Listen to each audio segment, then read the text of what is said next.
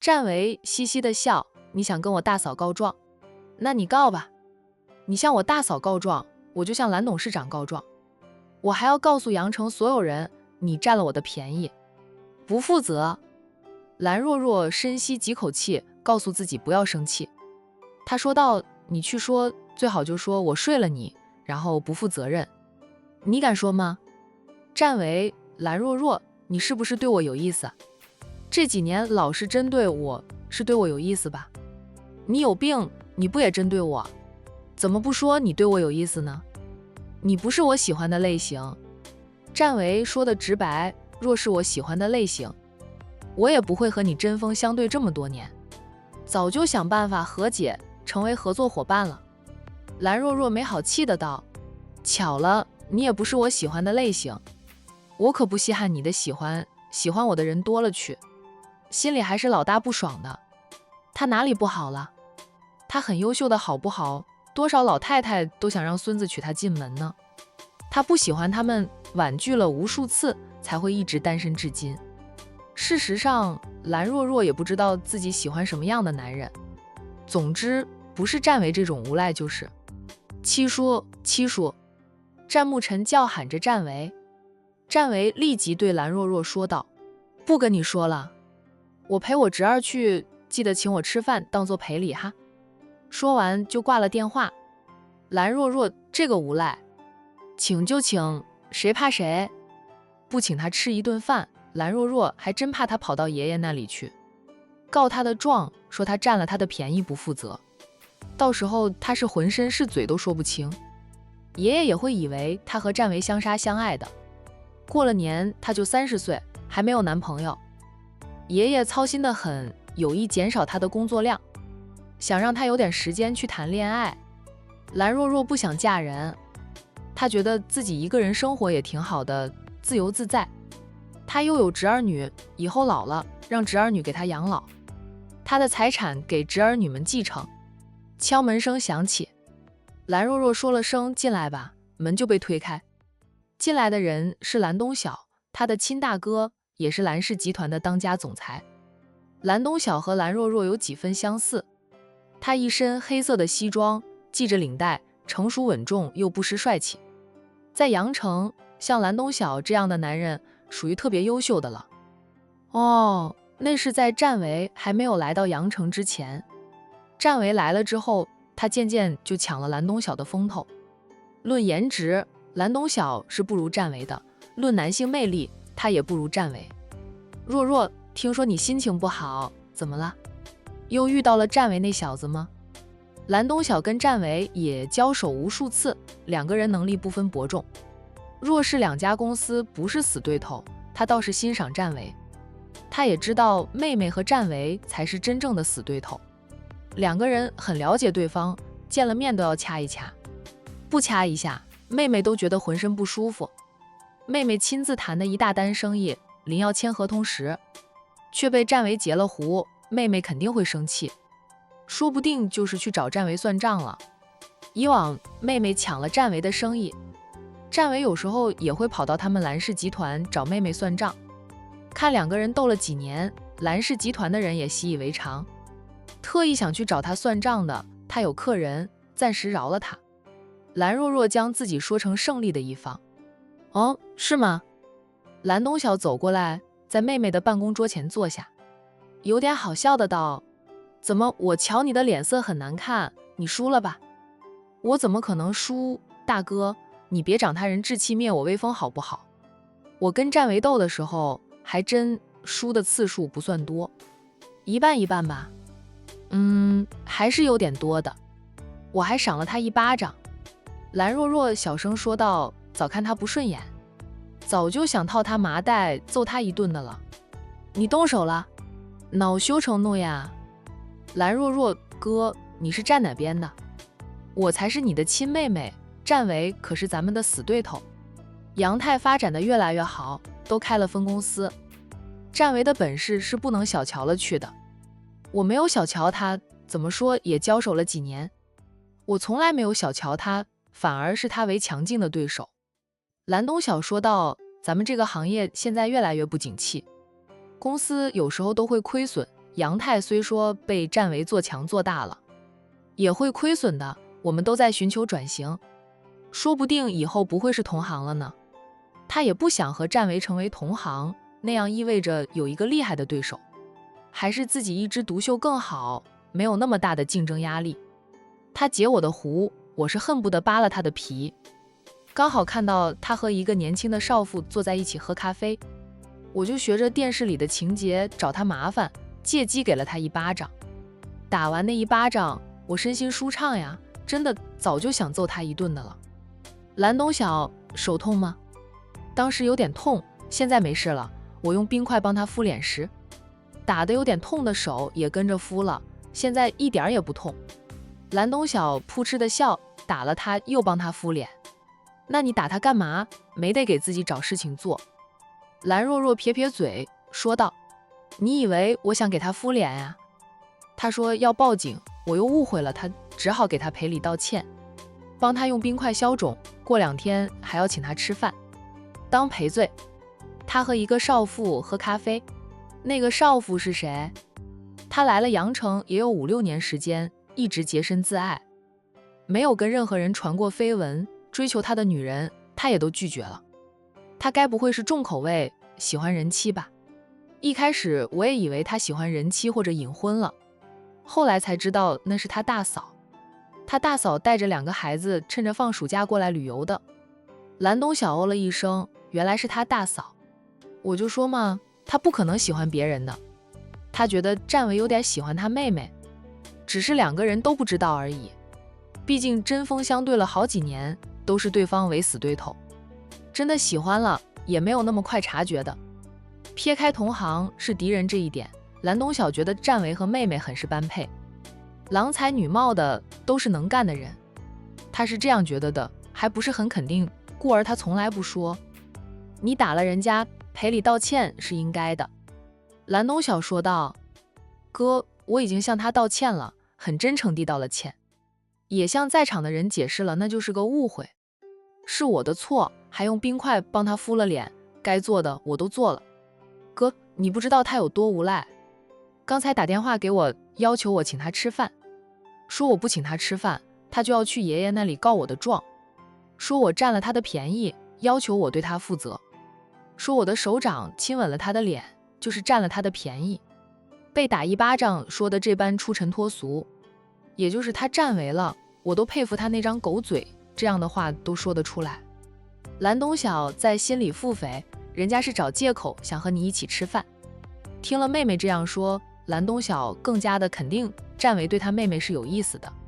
他附和着妹妹的话，那他还真是够无耻的，太无赖了。可不能让他去爷爷那里告状，他真那样说了，爷爷说不定会要求你对他负责呢。你也知道，爷爷很操心你的婚事，你说你都29了，马上就30岁，还没有男朋友，爷爷愁的头发都白了。蓝若若2声说道，没有遇到喜欢的男人，谈什么恋爱？我并不想将就，毕竟是要过一辈子的，肯定要遇到我喜欢的又般配的，更不会图我的身份地位的男人才能恋爱。若是遇不到，我这辈子就不嫁人了，自己一个人过也挺好的，你给我多生几个侄儿女，以后我负责一个侄儿女，让他给我养老，我的家产都给他继承。蓝若若压根不担心自己的老年生活以及身后事，他兄弟姐妹关系都不错，侄儿女一大堆，还怕死后没有人把他送到殡仪馆吗？现在过好每一天才是正经事儿，嫁人找的男人万一不可靠，那就惨了。蓝东晓说道，你这些话在大哥面前说说就算了，别在爷爷那里说，爷爷会骂死你。知道了，我在爷爷面前不会说的。爷爷安排我相亲，我不都去了吗？不过是没有看上而已，也是太忙去相亲了，见一面，水都没有喝上一杯，他就赶紧回公司，有着开不完的会，处理不完的文件，出不完的差，他恨不得1分钟当成10分钟来用。今天下午是浪费了最多时间的，晚上他就得加班加点了，否则今天的工作都完不成。若若，你喜欢什么样的男人？不知道。蓝若若很老实地答道：我没有喜欢过谁，所以不知道自己喜欢什么样的男人。顿了顿，他又说道：反正不是占为那样的，那家伙我看到他就想套他麻袋，揍他一顿。蓝东小笑，他长得那么好看，能力又强，一平易近人，怎么在你嘴里他就成了十恶不赦的大坏蛋？生意上的竞争别牵扯到私生活上，不谈生意的时候，你可以用平常的眼光去看他，会发现他真的很优秀，大哥都很欣赏他。他若不是杨太的股东了，我都想高价挖他过来为咱们蓝氏效力呢。杨太的老板格局大，也聪明，转让了一半的股份给占为，将占为锁死在杨太，只要杨太好了，老板也不愁赚不到钱。事实上，杨太的老板已经赚到了很多钱，从差点破产的人变成了身家几个亿的富豪，以后会越来越多。杨太成了占为的公司，他不可能抛弃自己的公司，转投到其他大公司去，只会想尽办法让杨太越来越强大，越来越好。杨太原来的老板又不管公司，公司的大小事情都是占为说了算。原来的老板偶尔去公司开重要的会议，就算是开重要的会议，他都是听占为的。他平时只管照顾好正在读高3的女儿以及初3的儿子就行，闲时就带着老婆出去旅游，然后每年都进账不菲。这种逍遥自在的日子，不知道让多少人羡慕嫉妒恨呀。当初他还没有将公司一半的股份转让给占为时，不少大公司都花高薪去挖占为，可惜还没有挖到占为，被杨太的老板知道了，人家就做出了那个让所有人都很意外的决定，直接将公司一半的股份转让给占为，让占为成了公司的老板。给别人打工和给自己打工那是不一样的。占为与杨太的老板那是相互相成，相互信任，才会有杨太的今天。蓝东小想，他若是杨太的老板，可能都做不到那般一半的股权呀。杨太起死回生后，公司的股权也是很值钱的，更不要说是一半的股权了。他可能顶多就是给占为%几的股份，做不到给出一半。所以大家都说杨太的老板格局大，也有魄力，他经商不行，眼光却不错，招了占为进公司，对占为100%的信任。不管谁在老板面前说占为的不是，老板都不相信，也不会放在心上，更不会对占为有意见，反而会将那些在他面前说占为不是的人开除了，真正做到了用人不疑，疑人不用。他优秀是我们的噩梦，别忘了，杨太与我们属于同行，同行就是敌人。蓝若若泼了大哥一盆冷水，可不是吗？当初我也想过撬他过来为我们蓝氏效力，结果还没有行动，姓杨的就将公司一半的股份转让给占为了。蓝若若话里话外都是遗憾，错过了最优秀的一个高层管理人员。好吧，我承认他是很优秀，可他是我们的死对头，我和他只要见了面不互正就浑身不舒服。不是，大哥，你什么意思？是觉得我和占为可以凑成一对儿吗？蓝若若不笨，很快悟了出来。他瞪大眼瞪着自家哥哥，哥哥又不是不知道他和占为是死对头，竟然觉得他和占为很般配。蓝东小笑，撇开竞争关系，大哥是真心觉得配得上我最优秀的妹妹的人只有占为，反正目前来说我没有看到比他更适合你的，你们俩也相互了解，知己知彼的，他一个眼神你都能理解他的意思。你漂亮，他帅气，郎才女貌，又是强强联合。蓝若若，大哥，我和占为那是死对头，对付敌人肯定得先摸清楚人家的底细，了解对方才能打败对方呀。知己知彼，百战百胜，不是用来凑对儿的。大哥就是那样说说，又不会强制你就要和他在一起，只是跟你说换一个角度看他，他是真的很不错，喜欢他的女人可多了。蓝若若撇撇嘴，那又如何？我不喜欢他，他有再多女孩子喜欢，那也是他的事，与我无关。沉默了片刻后，他小声嘀咕，况且他也不喜欢我呀。蓝东晓笑笑，没有再在这个话题说下去，对妹妹说道，周六晚上的商业酒会，你去露个面呢，哥就不去了。周六晚上，今天是周三了。哦，知道了。各种商业活动，蓝若若参加的太多，经验丰富，就算临时让她顶上，她也能做到最好。战维可能也会去。蓝若若顿时黑脸，是谁筹办的酒会？不知道我和战维的关系吗？有他没我，有我没他。他不想在宴会上见到战维。以前两个人曾在宴会上碰过几次头，每次斗得死去活来不说，看到他那么受欢迎，不论男女都很喜欢他，他就来气。是雷老，雷氏涉及的行业与我们无关，他在咱们阳城的商界资格老，又有地位，他邀请我们也邀请杨太，因为没有利益的交集，雷老就不怕得罪两家，而蓝家和战维都会给雷老面子，在宴会上都会收敛点，不会闹得太难看，让雷老难堪的。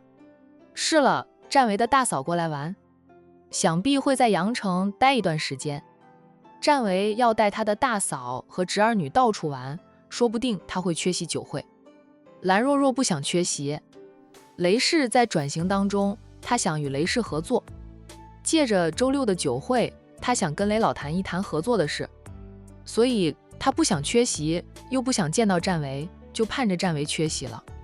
酒会是晚上才开始，并不影响战维出席。他大嫂带着孩子过来玩，他招待一两天就尽到了心意了。难不成他会放下手里头的工作，一直陪着他大嫂和侄儿女们玩？他只需要安排司机开车送他大嫂去景区就行，不用亲自陪同的。是了，战维的大嫂好相处吗？战维对他大嫂的态度如何？蓝东晓八卦地问了两句。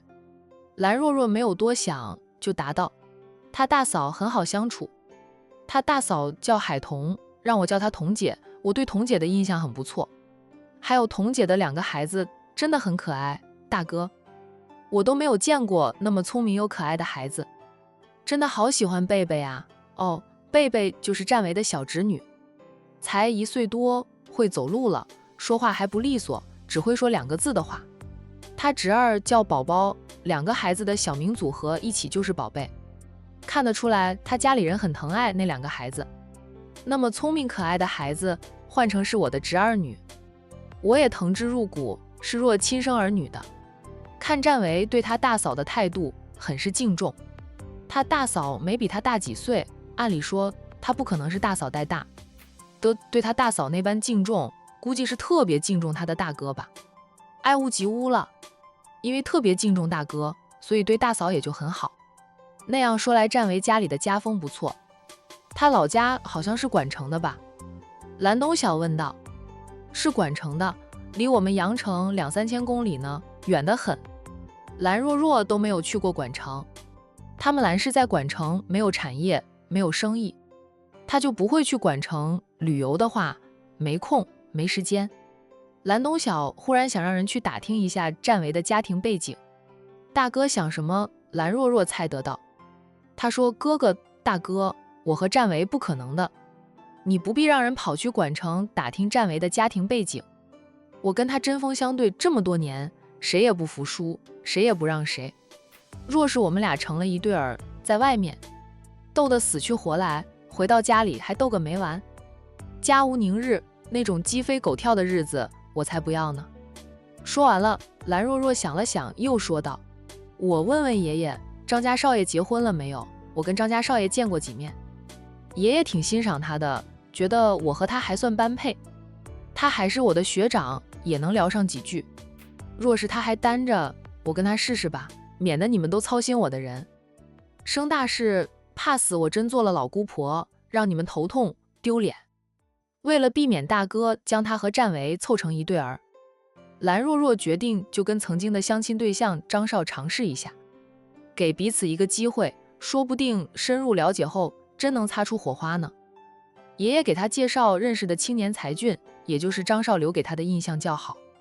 蓝东晓想说什么，终究是什么都没有说。占为都还没有发现他对若若是喜欢的呢，妹妹更不用说了。让若若和张家少爷来往一下，说不定能刺激到占为，让占为看清了心，对妹妹展开追求呢。蓝东晓挺想看两个死对头，从针锋相对再到渐生爱意的好戏，就是相爱相杀。结果如何，先不去想。同行那么多，并不是所有同行都是死对头的。若是两个人相爱了，也能规避矛盾的。对蓝氏好，对杨太同样好。多一个朋友好过多一个敌人吗？大哥，你这是什么表情？怪怪的。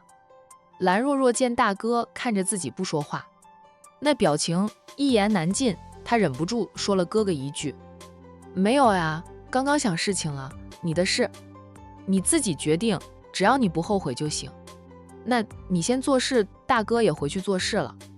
他是听到妹妹臭着一张脸回公司的，所以过来关心关心。蓝东晓很快就离开了妹妹的办公室。等大哥走后，蓝若若便投入到工作当中。今晚她要加班到深夜了，都怪占为。哦，她也有错，她当时没有那般冲动，也不会被占为拿捏了一回。以后看到他呀，还是装着不认识，避开算了，避免像今天这样的事情再发生。那边的占为安排大嫂和两个孩子住下，海童的保镖以及两个孩子的保姆也从机场坐车过来，到了占为的家里。占为让管家给他们安排了住处，又让管家带他们去吃饭。他则是问侄儿：宝宝，晚上是想在七叔家里吃饭，还是出去吃？